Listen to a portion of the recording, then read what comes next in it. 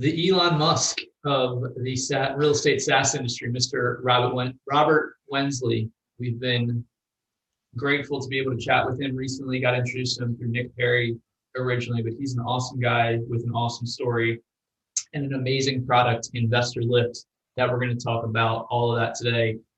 Robert, good morning in Virginia. Good morning. The Mid-Atlantic is in the house holding down this morning. You make me sound a lot better than I am. I think that was probably one of the Elon Musk is like one of my heroes. So to be called the Elon Musk of real estate investing, that's probably one of the best compliments I could get. So hopefully I can hold up to the hype. He goes about life in a good way, just innovative and genuinely wanting to help people and having a really big picture in mind whenever he does anything. And I was going on a walk this morning for 75 hard, thinking about Oh this yeah. interview, and I was like, you know what? My roommate has a Model 3. I might have to get an InvestorLift account myself and pull it up in my roommate's Tesla while he's driving around, that I can be in the passenger seat on InvestorLift. Yeah, I made sure it worked on Teslas. Yeah. I was like, there's a lot of investors that drive Teslas because you're in the car a lot. I remember the first time I tried it, like the UI wasn't quite working because I'm on the X and the screen is like squished in a little bit, and I like right away like sent a screenshot to my CTO and I'm like, we gotta fix this. It's gotta work on Tesla. So it works on Oh, Tesla. Yeah, no, it's great. But yeah, love to hopefully share a little bit of my story today, and hopefully, I've done a lot of things right, but I've also done a lot of things wrong. When people see you getting some success, a lot of people have this thought that maybe that it almost seems like it happens overnight, but really it was like going through and doing everything wrong that eventually led us to the point where now we're doing a lot of things right. So hopefully people are listening today or we're watching today, they're able to learn from this and avoid making a lot of the same mistakes that I made over the years. I would love to hear about those in depth. And Robert's got an awesome story that we're about to get into right now. Similar principle or kind of similar pathway to Dan and I, where formerly we were wholesaling and then kind of burned the boats, for the best term to think of the top of my head, to go full into the tech side of things. So that's been me the last 5 years and Dan the last 6 or 7 years. So would love to hear how you got in real estate and then how this InvestorLift beast got started from there. Oh man. Yeah. So I am an accidental real estate investor and accidental tech entrepreneur like most of us. So to really tell the story, we got to go back to when I was in college. So I was doing my undergrad studying economics and finance at Harvard. And my plan was when I graduated to go work on Wall Street, because like when I was a kid, I remember I had a friend down the road and his dad had like an Aston Martin and like a GTR, like all these like amazing cars. And I'm like, yo, what's your dad do? He's like, oh, he's an investment banker. And I'm like, hey, I want to have nice cars. I'm going to do that, you know? So I'm just like working my butt off every day, trying to learn how to be a really good employee, so hopefully I could get a job in finance, make tons of money, and eventually be able to afford nice cars and have nice things. But I was doing like internships and doing all these intensive courses, and I didn't really like any of it. You're in class studying like Black Scholes theory and like all this stuff, and I mean it's interesting to a point, but do you really want to spend your entire life doing that? Not really. So I wasn't really liking it. I wasn't really liking the idea of having to work 100 hours a week just to maybe make six figures out of college. And I remember vividly, I was sitting there in my dorm room, which funny story, it was actually the same dorm room Mark Zuckerberg created Facebook. And That exact same is dorm room. that is intense and very quantum and wild. That's literally the Yeah. same exact room. Yeah. Literally the exact same one. And yeah, that actually turned out to be a little bit annoying because people were always knocking on the door asking for photos, like, um, but I'm sitting there, I'm like, dude, Mark Zuckerberg and all these guys, like they made billions of dollars and they didn't make it on Wall Street. They didn't work 100 hours a week for someone else. Like Bill Gates, all these guys, like half of them dropped out. Like most of Mhm. them dropped out. None of them took regular jobs. Why am I trying to do this like employee route when, the guys that do that, most of them 20 years down the road, they're like divorced, Mhm. miserable. Yeah, they have a nice car, but are they happy? Mhm. And I'm watching uh, Tarek El Moussa on HGTV Flip or Flop. And I see he's flipping these houses in LA. And I'm a creative guy, and I'm like, I'm seeing what they're doing to these houses. And I'm like, man, this looks like so much fun. Like, I would love to do that. I'd done some renovations in my parents' place. Like, their place was like built in the 80s, and like a few summers I like helped out doing some renovations. I'm like, man, I could totally do this. Right. And he's making like 100K on one deal. I'm like, man, if I could just figure this out and learn how to do just one deal or maybe two deals, I'd make just as much money, if not more, working for myself as a real estate investor than I ever would working as an employee. So literally that night I decided, you know what, I'm not going to be an employee. I'm going to learn how to flip houses, and I'm going to become a real estate investor. Love that. The Mark Zuckerberg room is amazing and hilarious to hear about. And I mean, that's how a lot of people start, just seeing the proof of concept of somebody that makes money, and they kind of do the math in their head. They're like, wait, I could just do a transaction or two and make as much money as I would working Exactly. 80 hours a week for somebody else, and not enjoying quality of life, which is the most important thing and why everybody gets into this industry for the most part. Um, very, very cool. So where'd you take it from there? Well, my first thought was I'm going to go find some awesome deal, and then I'll Mhm. go find someone with money, and I'll find a construction crew, and I'm going to go flip a house. Like, just like dive in and do it. And then so I was literally like on like real estate websites for like a couple days, like looking for like this sweet awesome deal, which of course was like so naive of me, like I didn't know anything at all. But fortunately, after a couple days, I realized that I didn't know what I didn't know, and I didn't have any money. I didn't have any experience. I didn't know any contractors. So if I wanted to do this, I should probably educate myself first. So my initial thought was, oh, I'll go sign up for some courses. So I started looking at all the courses online, and I had like maybe, I don't know, like a couple grand in my bank account. And, I knew as soon as I graduated, my student loans were going to start kicking in. I'm going to have to start making some big payments. I don't have enough money. I didn't want to go max out my credit cards buying a real estate course. So I was trying to think of a more creative way to learn the business without having to spend a lot of money. Obviously, if I had the money to do courses, that would have maybe been a great option for me. If I had money to buy houses and flip houses, that might have been a good option. It probably is a good option for a lot of people, but I didn't have that option. So I thought to myself, I bet you there's some real estate investors out there that need help. I just got to find the right one. So I started cold calling house flipping companies and just being like, giving them a quick 30-second sales pitch, and trying to get a job. And I ended up getting on a call with actually Brad Chandler from Express Home Buyers in the DC market. And uh, the way I pitched it was informational interview. Like, hey, I'm thinking about becoming a real estate investor. Could I just interview you? Right. Because if you just ask someone for a job, like if you're just like, hey, can you create a job for me? Are you hiring? Like, you're not going to get any traction with that. But I was like, hey, I'm thinking about doing real estate investing. You're very successful. Can I interview you for an hour about what it's like? And I learned a lot in that hour. Brad Chandler is like one of the smartest real estate investors in the country. He's done thousands and thousands of homes. Um, and then he said, I'm not hiring right now. Or I think he was hiring for maybe like one position for sales, but had no sales experience, no real estate experience. He's like, but why don't you come on in? So I came on in, and I interviewed with the CEO of the company, and then they offered me a job on the sales team right away, day one. So I was like, yes, I'm in. I told him, by the way, I said, I'm going to work for you for 3 years to learn the business. And after 3 years, I'm going to leave and do it on my own. So I'm just Love going to that. tell you that straight up. That's the deal. In that time, hopefully I can make you a lot of money. But I just want to let you know, I'm coming here to learn and to eventually leave and do this on my own.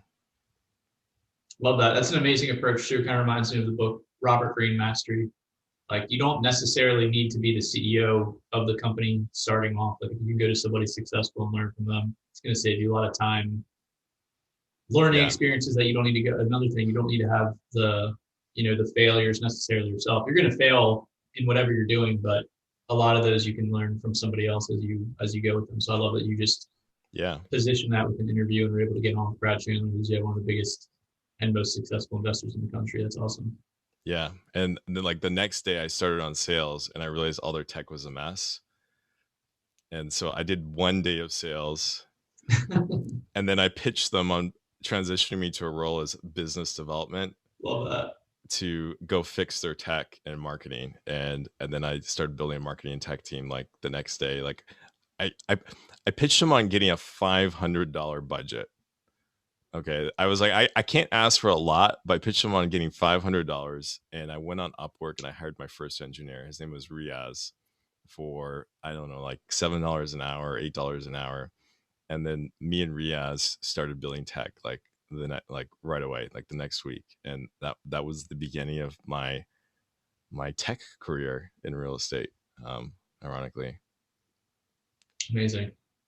Amazing. Yeah, it took you about 1 day to find an avenue of your strength and something that you enjoy where you could add value to the company, switching from sales to helping with marketing, data, tech stuff. It's awesome. Yeah, no, it was a lot of fun. So what type of issues did they have that you and I guess your first person under your wing in the company were able to help Brad and team out with? Yeah, well, I think one of the problems that a lot of real estate investors have is like they're duct taping together a bunch of different systems. Mm-hmm. Um, and like as soon as like something breaks or something changes in one of those systems, like everything breaks, you know. Mm-hmm. And then also the company wasn't really that data enabled at the time. So I really focused on just building like streamlined systems where everything worked together and had redundancies and backups and then also giving the team members access to a lot more information a lot quicker, just being able to help people do their jobs faster, more efficiently, and automate a lot of the workflows and automate a lot of the marketing. And then Brad and I did a lot of stuff too. We worked on stuff with SEO. Like I remember spending like 3 days in like our boardroom with a camera with Brad, like filming, like literally, like I had a buddy that was working at Google. And he's like, they had just bought YouTube, and he's like, dude, YouTube, they're going to be pushing YouTube. So if you want to do well in SEO, uh, start getting into video. And so we literally took this script and we would just swap the name of the city. It was like, are you interested in selling your house in Fresno, California? Well, we buy houses and then we would just literally go through every single city, then send them over to VAs to transcribe, and then put them up on pages across the entire country. And and that worked pretty well. We started ranking it for SEO like across the country. Like if anyone remembers, like I don't know, like 3, 4, 5 years ago, Express was like #1 for like we buy houses, sell your house fast, anywhere in the country, and we were just getting hundreds and hundreds of organic leads every month. So we did a lot of really cool, fun marketing stuff, and we're getting tons of leads in. Like I think the first summer I was there, we were doing 60 construction projects at a time. It was insane. That's a lot. At that point, were you guys doing anything, or what were you doing with those leads that were in like the DMV area? Yeah, that's actually a really good question. That was one of the projects I worked with my first engineer on. So we had all these out of state leads. We didn't have a solution for doing the deals because we were just flipping at the time. But Mm-hmm. Brad was in Collective Genius and he had friends across the country. So I said, what if I hacked together a little like software app where your friends could join, they could put in all their zip codes, basically geotag themselves. And then when the leads come in from our CRM, if they don't match one of our zip codes, they'll automatically send them to one of your buddies. And then we did a deal with each of them where they would sign up, we'd send them leads, and if they closed a deal, they'd pay us like, I don't know, like 30% referral fee. So it took us like a week to build that. It wasn't that difficult. And then I think like within a couple months we were making like 50K a month on referral fees. Like we had some Mm. big checks come in just from people across the country closing our deals. I'm sure Brad is very, very happy he brought you on originally as a sales guy. Yeah. Yeah, for 1 day. Yeah, exactly. And transition to that. Well, that's cool, man. I mean, I guess that was probably like 2015, 2016 range Yep. at that point. Um, so you started building this, connecting, able to monetize those leads, making a good chunk of change per month with dudes or people in Collective Genius. Where does it continue from there? It's just kind of like seeing a lot of value in building out tech and also marketing, picking up some SEO, like SEO best practices from your friend at Google and everything, how to continue from there? Yeah. So the funny thing is we started getting so many leads in, we were closing all these deals. We thought like we were going to be making millions of dollars off of all these flips, right? But if anyone has tried the scaling flipping up, flipping houses, you'll know it's like super hard to do. It's almost impossible.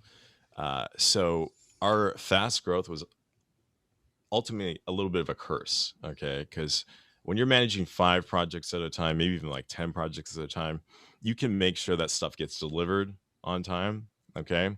You can make sure that stuff is done on budget. And the estimated profit numbers that you have going into the project actually end up being what you actually make at the end. Now, when you're managing 60 flips at a time, it's impossible. So by the end of the first year, like the company was not doing well. All the money that we thought we were going to make that year, we didn't make, and we probably even lost some money. So I was thinking like, oh man, this was a bad decision. You know, when I went and took this job, everyone was telling me like, oh man, we work like my family was like, man, we worked so hard to get you through school, and now you're throwing it all away to go join this tiny little company. And my friends are like, man, you're insane. Like, you could be working in finance. Like, why are you working for this like small little business trying to flip houses? Like, that's just like a TV thing. It's not real. And I'm like, no, I'm gonna figure it out. But then like end of the like first year, I'm thinking like, man, like, I could be out of work pretty soon. And so that was option number one, was like public humiliation, lose my job. Or option number two was figure out a way to actually make the business profitable. What led you towards option two?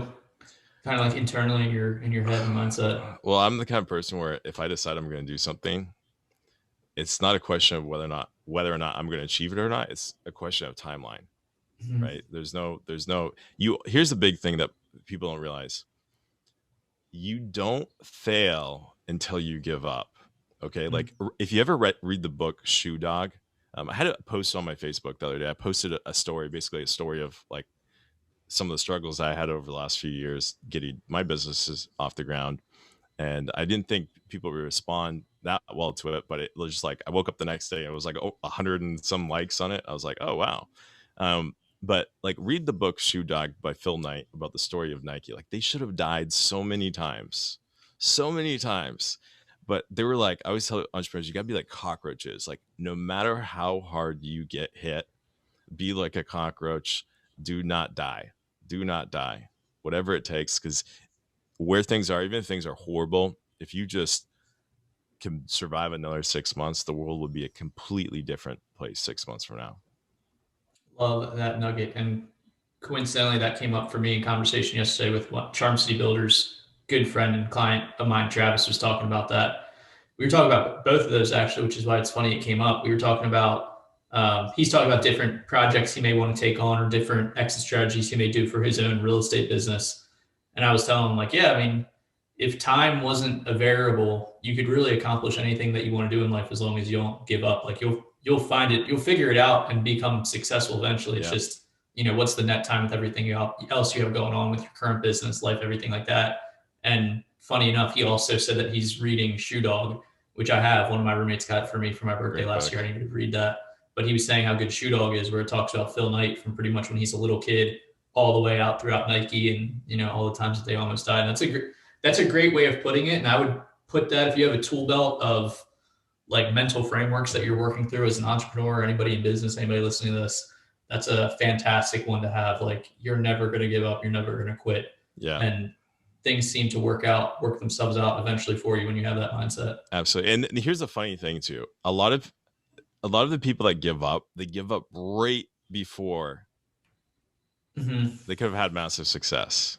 A lot of times where I was about to just like throw the towel in, and like I remember like even like within the last year, like I would get messages from recruiters on LinkedIn offering me job postings, and I'm like, man, this is so tempting. It's so tempting to just like respond to one of these recruiters and go grab a job making a couple hundred grand a year working for some tech company and not have all the stress. Mm-hmm. But you just got to burn the bridges behind you. Like literally a while ago, I just put on my LinkedIn, I put unhireable on the top because I'm I like, I saw just that when gotta, we connected. Yeah, I love yeah, I gotta that. burn my bridges. I don't even want to ever be tempted to ever work as an employee again. I have to fully commit myself. There is no return. We're going all in. It's success. You ever watch 300? Yeah. It's like, what do they say? Come home with your shield or on it. Hmm. You know, I love that's that. the mentality you got to have. Great mentality. So, I mean, with the first year managing the 60 plus flips and everything like that, I don't really know if there's anything that you can necessarily fault yourself for doing. I'm sure there's learning lessons, and you came to the realization it's nearly impossible to scale that, keeping everything Yeah. on time, under budget, or on budget. Um, you were at that turning point where your friends, and I feel like a lot of people in the wholesaling industry get that. I definitely had that the first year. Even like my friends' parents that were like realtors, people I know, they're like, you can't do that legally. And I just have to be Right. like, you can. I've done it. Yeah. When Um, Brad explained wholesaling to me, like when we were going through this construction thing and we were not making any money, like, and I was trying to figure out a way to get out of it, I started looking in the data because Brad had data on thousands of houses he had flipped. And I looked at the data and I'm like, dude, what's this cluster of deals where the estimated actual profit is the same? He's like, oh, this is the wholesale deals.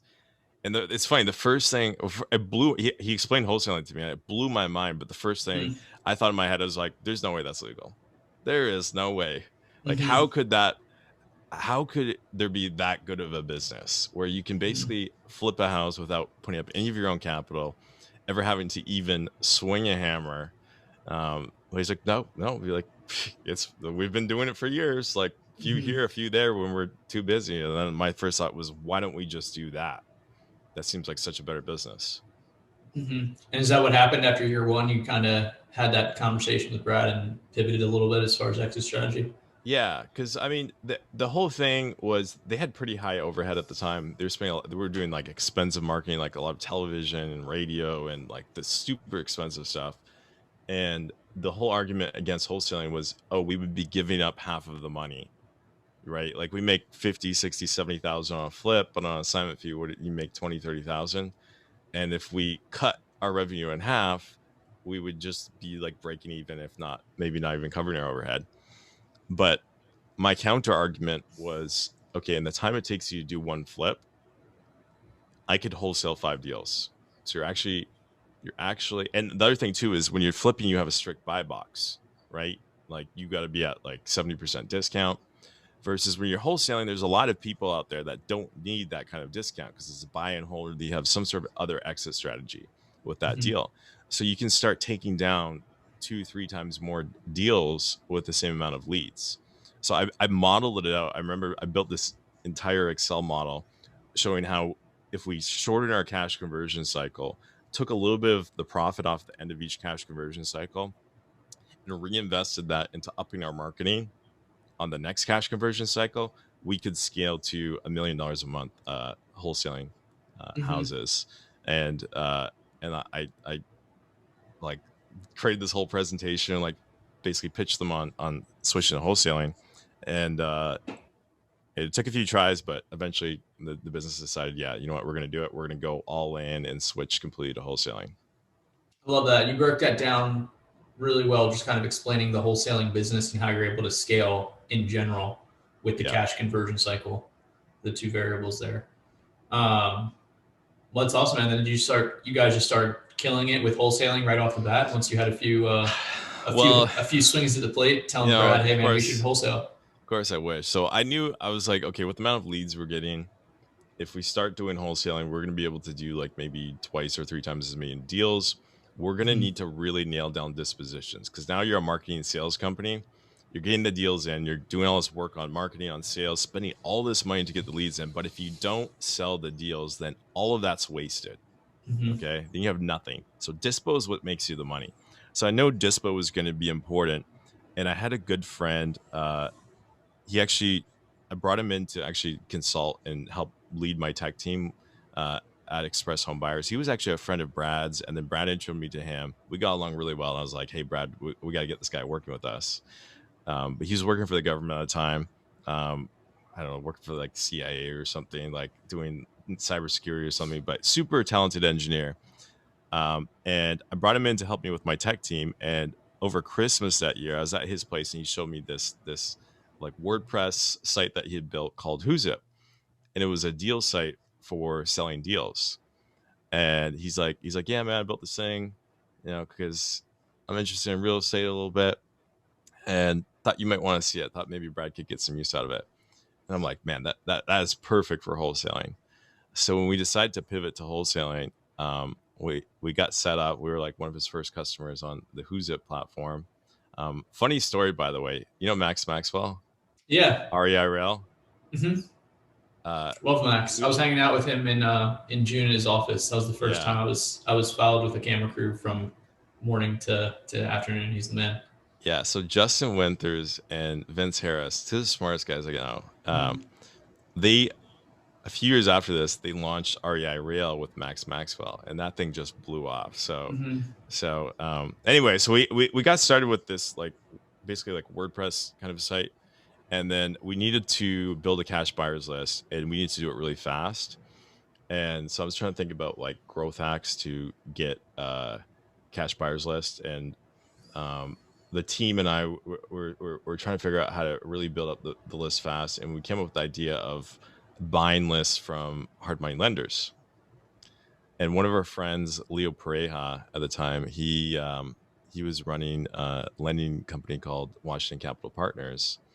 And so we did some deal with him where we got some data from him, and then we just started vetting buyers, like texting, calling thousands of buyers, asking which areas they invest in, asking them what their buy box was, and then building out this massive buyers list. I think we built it up to like over 10,000 buyers within about 3 months.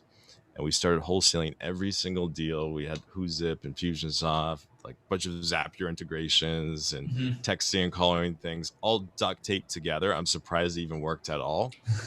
But we built this like this pretty good Dispo workflow, and we started just wholesaling everything. And by summer, we were doing, $1 million months assigning deals.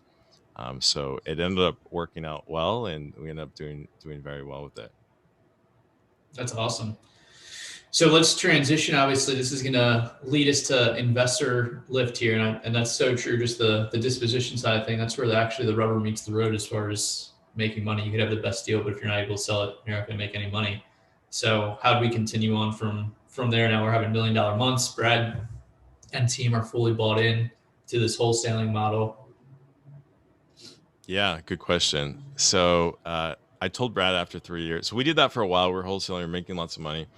But I told Brad, I said, after 3 years, I'm going to quit and I'm going to do this on my own. So my 3-year mark hit, and I said, okay, now's the time where I got to go start my own business. So I left.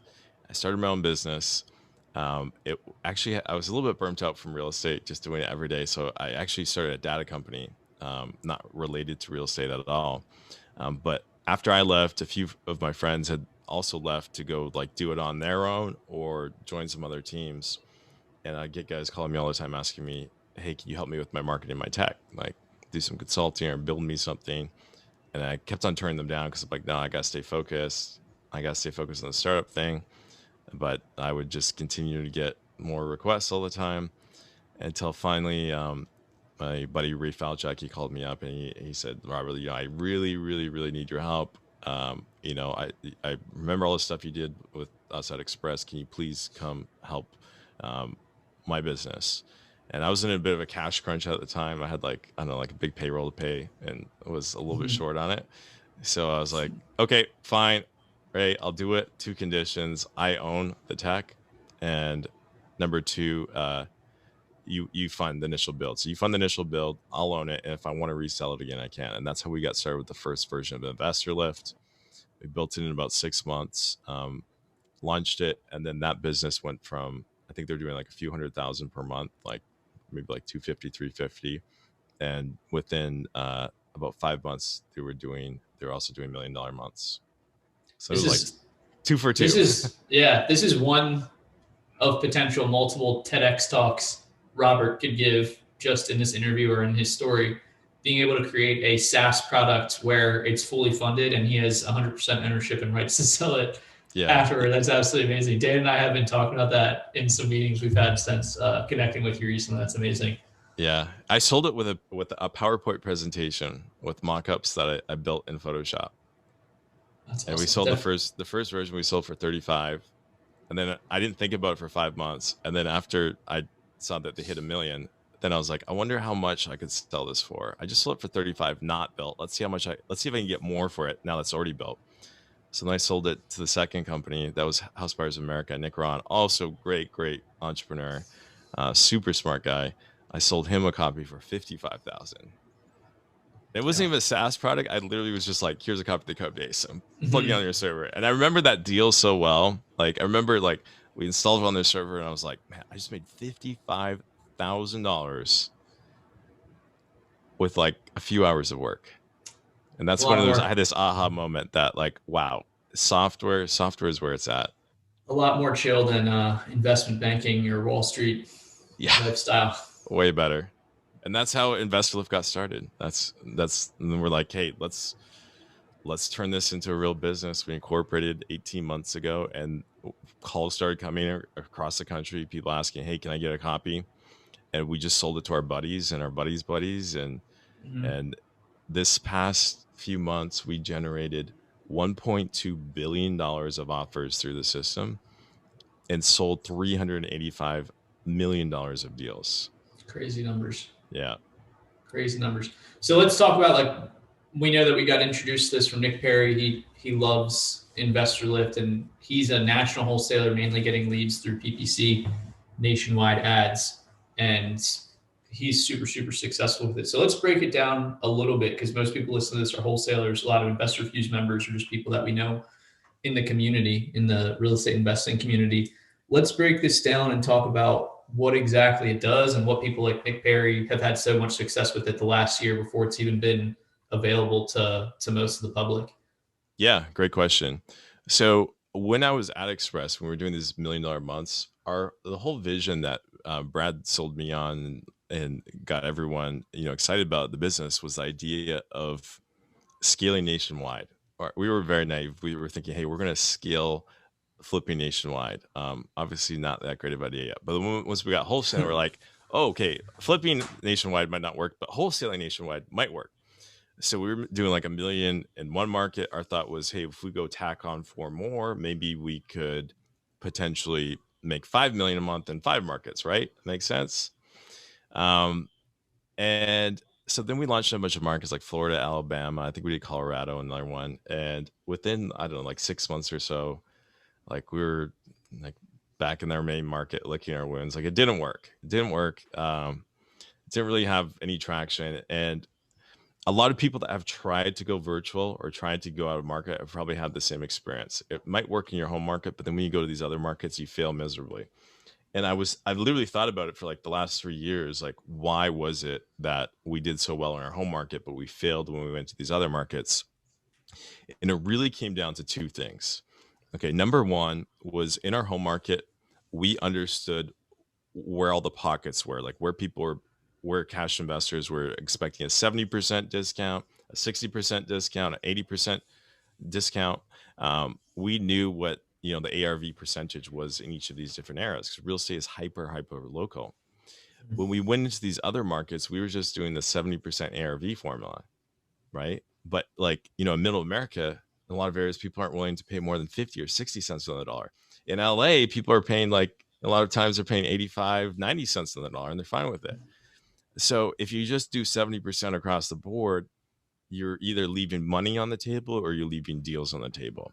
You're going to end up mispricing stuff. You can't just comp stuff on the MLS, subtract your repairs, and go 70%. It doesn't work. You will not be successful doing that. So pricing was wrong, number one, because we didn't have the local market insights. But number two was, in our home market, we knew who the movers and shakers were, right? We knew who had money, who didn't have money. We'd built out this buyers list. We knew who was serious and would actually follow through. We knew who were like flakes, or who was going to like try to do tricks right before closings and try to blow up our deals or screw us for an extra 5K. So when we were moving deals, we knew who to talk to right away. We were able to move stuff really fast. Like sometimes I remember we sent out an email blast one time through Infusionsoft, and the deal sold before the emails even started finished sending. So we were able to move stuff fast because we had that Rolodex. But then when we went into these other areas, we didn't know who the big buyers were. We didn't know who to talk to. We didn't have that kind of Rolodex. So I thought about this problem for quite a while, and then this summer we solved it. Finally, I built a solution that solves it with something called God mode. Love that. Let's talk about that. And that's, I mean, what you're describing makes so much sense. Just the speed to actually finding quality buyers, like speed to your exit for that deal, is massive. Absolutely. Yeah. So with God mode, what we're doing is we're pulling in data from across the country every month, every single county, and we run algorithms on it to try to figure out which of those properties are actually the flips. Okay. Mhm. And then we package all of that data, all the flip data, into the product. So you can come in on a map, and when you're looking at a property, your subject property, you see all the flips all around it that happened in the last 12 months. And you can see exactly what cash buyers are actually paying. You know, is this an area where people are paying 50 cents on the dollar, 60 cents on the dollar, 80 cents on the dollar? So then you can get your pricing right. You know, if I see people are paying like $350 a square foot, and I know I can get the property under contract at $250 a square foot, I know for sure, like, I'm going to be able to move this deal 100% and make some money.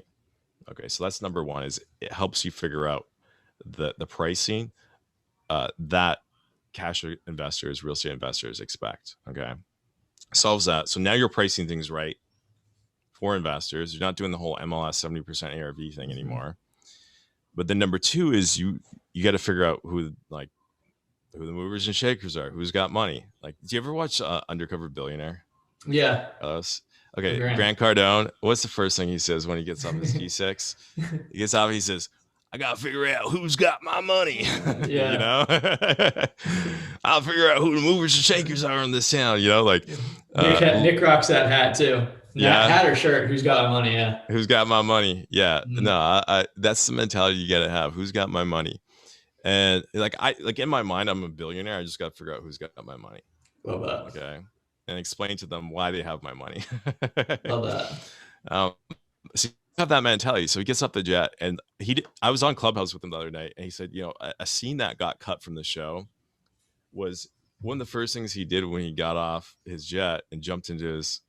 By the way, if people are listening to this and you haven't seen Undercover Billionaire, they get 3 top entrepreneurs. One of them including is Grant Cardone. They give them a pickup truck, a cell phone, $100, and they have 90 days to build $1 million business. They're not allowed to use their name. They're not allowed to use any of their contacts. They're basically just like one step above homeless, and they got to make $1 million or donate $1 million. All right. So Grant was saying the first thing he did when he got off the plane was he started shopping for luxury houses, multi-million-dollar houses. He was going on tours in these like $2-3 million homes. And the producer's like, "What are you doing? This is insane." He's like, "I got to figure out who's got my money. And this is where I got to know where they're at, which neighborhoods they live in, all of that." So anyways, interesting thing. So how do you do that with tech? Okay. So how that relates back to our product is we wanted to figure out, be able to go into any market and figure out who's got my money. So how we solve this, no one's done this before. It's completely game changing. Mhm. When we pull in the data every month on all these deals, we start clustering it and building buyer profiles. Even if someone's like got 10 different LLCs, we'll do tricks to like figure out that, hey, that's actually one buyer. And we build these buyer profiles. And then what we're doing is we're scoring every single buyer, every single investor across the country is getting scored every day. So I can come into God mode, I can click filter by buyer score, and instantly I can see who all the top investors are in that area. And if you got a deal where the numbers make sense and you hit that first page and you call that first page of investors, if you have a deal, one of those guys is going to buy it. So if you really want to move fast, you can literally sometimes move deals in minutes. And anywhere in the country, you know, like I talked to a guy that's been building up his buyers list for like decades, and I showed him a demo of God mode, and I showed him buyer scoring, and his jaw hit the floor. He's like, "Dude, it took me decades to figure out that these are the top investors in my area. You just did it with a single click." That's the power of it. Yeah, it's absolutely amazing, guys. And I'm gonna clip together just a demo of it and put it in the show notes so you guys can see it. It is absolutely amazing and crazy. And it does give you exactly what Robert's saying. Like, you almost know the pricing, like you're a local, Birmingham, Alabama investor if you ended up getting a virtual lead there. And then you also know you have like a full you have a full like buyer's report on every single transaction essentially that's been in the area too. So between that, posting deals, which we haven't even talked about just yet, but I know that's tied in there as well. Between all that, it's like you just become super knowledgeable for all the little niches of where you may have a lead come into, and you're super knowledgeable on every single buyer essentially in the area, which is absolutely amazing to see actually on the product visual side of things.